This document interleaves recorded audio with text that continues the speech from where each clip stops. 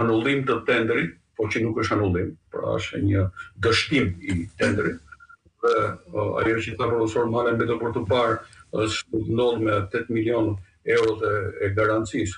Jam i bindur që do gjejnë një trup ligjor për të shmangur këtë histori, pasi janë spolluar në këto historia, por ajo që mbetet për të parë është që si do të procedohet më tej.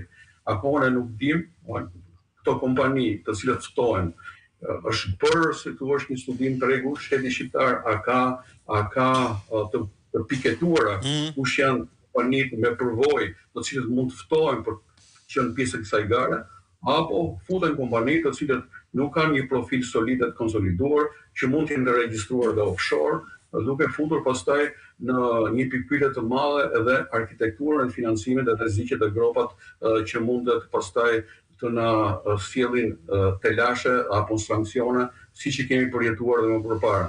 Pra ndodhemi në një habit madhe. Si shteti shqiptar i cili nuk ka këllqe, themi atë që është përballoj dy fronte të tilla në mënyrë të njëkohshme, futet në një aventurë, në një eksperiment të kësaj natyre.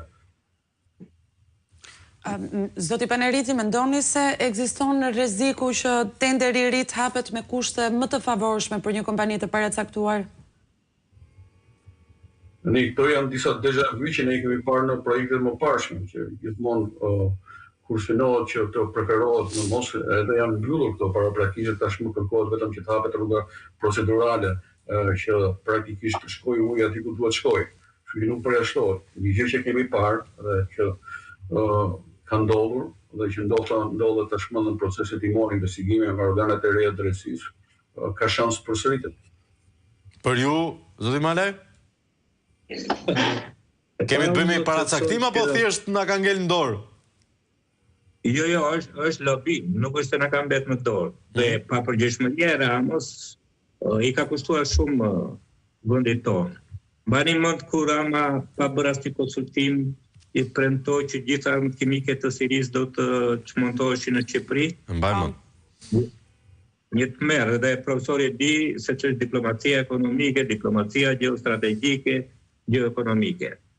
Mbani mend që kur diskutua fillimisht dhe unë bashkë me disa kolegë kemi qenë pjesë e bisedimeve për zgjidhjen e krizës së muxhedinëve pasi po briteshin në Ashraf 3 dhe i gjithë premtimi që dha dhe Berisha në atë sekretari i shtetit që erdhi për qytetin e pavarësisë ishte rreth 300 dhe të tjerët do të ndaheshin proporcionalisht në gjithë vendet e tjera.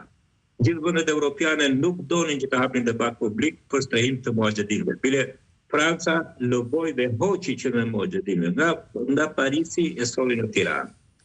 Me 300 ne nuk do kishim asnjë risk që të ishim në shenjestrën e sulmeve digjitale, hakerimit, goditjes, publikimit të emrave të shërbimit sekret. Dhe me një vendimarrje thjesht dhe vetëm personale, Rama i mori të gjithë për të marrë një medalje. Dhe tashmë ka krijuar një risk të jashtëzakonshëm. Problemi e njëjta gjë me portin e Durrësit, po thonë? Tani për portin e Durrësit. Sigurisht që vendet zhvillohen duke rritur kapacitetet. Pra, asnjë vend nuk zhvillohet në qoftë se nuk ka akses në infrastrukturën e zhvillimit që janë të gjitha llojet e korridoreve dhe në tregje më të mëdha. Kështu që ne si ekonomist nuk jemi kundra që të bëhemi pjesë integrale e korridoreve ekonomike dhe të përparojmë duke u bërë më konkurrues në tregje më të mëdha. Por, në rastin e korridorit 8, duhet kemi parasysh që lufta gjeopolitike të vazhdojë. Europa për shumë vite me lobin të drejtë për drejtë të Francës për Serbinë ka mbështetur korridorin 10. Ndoshta edhe me të drejtë se përfshin një pjesë më të madhe. Korridori 8 ka lindur si prioritet dhe marrëveshja e parë shfirmosur në 1994. Tani, unë kam qenë për konferenca ndërkombëtare. Ne po vrapojmë të hedhim para të taksa paguesve shqiptar. Maqedonia, duke qenë thjesht në mes, nuk është përfituese drejt për drejt, pra përfituese duhet jemi ne pika hyrëse dhe pika dalëse, Shqipëria, Bullgaria, thotë që Bullgaria që vjen në Bashkimin Evropian, të lobojë ajo të hedh para në pjesën e Maqedonisë, se ne nuk kemi përfitues konkret dhe nuk do hedhim lek për ta bërë pjesën tonë. Pra, ne vrapojmë, edhim lek pa fund, bëjmë procedurat përshpejtora, na bjen investimet publike, ndërsa nëse Maqedonia nuk bashkohet në këtë projekt, ajo do të jetë një bottleneck, do të jetë një bryk shtishe që të kalon dot fluksi i madh në dalje apo në hyrje. Tjetra është kompani në offshore. Tani, unë se me bindje nga studime, nga njohurit, që offshore kanë dhe kompanit më të mëdha në botë. Po ka një pjesë të parave të tyre. Jo gjithë organizimin e tyre dhe gjithë financët. Offshore është